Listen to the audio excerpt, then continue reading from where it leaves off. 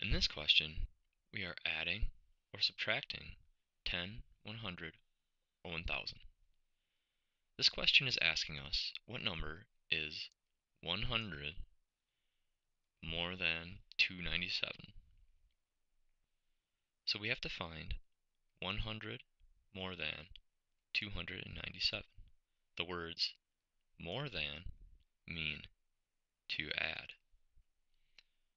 So we'll write it out like this. 297 plus 100 equals. In the ones place, we take 7 plus 0, which equals 7. Tens place, we take 9 plus 0, which equals 9.